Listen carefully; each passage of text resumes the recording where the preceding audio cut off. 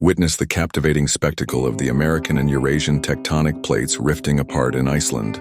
This stunning event reveals the power of nature as the Earth slowly tears itself apart. Geysers erupt and steam rises while the landscape transforms into a rugged tapestry of volcanic rock and fissures. This breathtaking geological phenomenon highlights the dynamic forces shaping our planet right before our very eyes.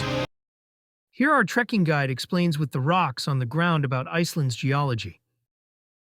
It looks more like a sheep, but we are now here on the southwest corner of this island, and we have a rift that goes through the southwest corner of the island, through the middle of the island, and all the way to the north, through the national park and to the north. And then we have another one connecting to this one, and then roughly here, like in the center of the island, we have these so-called hotspots, hot spring areas or the geyser areas. And it just came from the geyser area or hot spring area. And the reason that the magma is closer to the surface than it normally is often about 2 to 3 kilometers down to where the magma is. And then on the sides, on the western side and the eastern side, we have colder spots or cold areas. So we have newer rocks closer to the center of the island, and then older rocks on the sides, on the western side and the eastern side.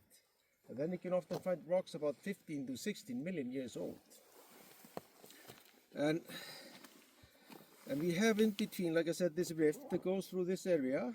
And on the western side we have the American plate, on the eastern side the Eurasian plate. And these plates are separating, they're going apart about 2 centimeters each year, but it doesn't happen every year. Maybe it's nothing happening for 10 years, then all of a sudden there's a shift. And often you see this plate going against each other, like in Japan. You see one going underneath the other one, and then you have tension building up, and then all of a sudden there's a release. And then you often see earthquakes at about 9 on the Richter scale, but in this case, because they're drifting apart, we don't see more than about 7, 6 point something up to about 7. And we have about 130 volcanoes on the island. About 30 of them considered active, and they are all inside this zone, the center of the island. Like the volcano Hekla, that's sitting here on the southern side. And Hekla is a stratovolcano similar to Mount Etna in Sicily, where you have several craters inside. And usually when Hekla is erupting, there's more than one working at the same time.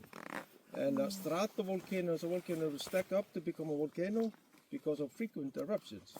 And the magma is thicker than it usually is when it reaches the surface. And now Hekla has erupted for more than 20 years. Usually Hekla erupts about 10 years apart, but Hekla hasn't erupted since the year 2000.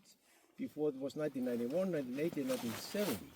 So now it's forbidden to hike onto Hekla because you don't have enough time to get yourself off the mountain. If Hekla starts to erupt, you have less than an hour to do so. And that is not enough time to get yourself off the mountain if Hekla starts to erupt. It's different what we have here in this area, where we have a bit of a warning before there's an eruption. And the magma is getting closer to the surface, and then we have a bit of an earthquake activity.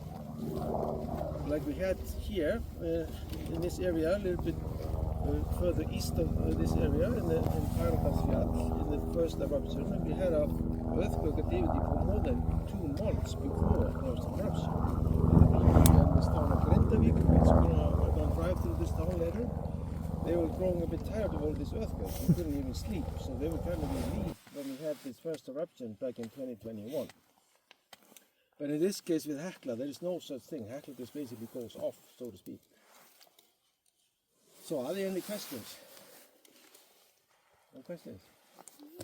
Yeah, I placed this here. This is supposed to be the water glacier himself, Vatnajökull. This the largest glacier on the island. Is absolutely huge.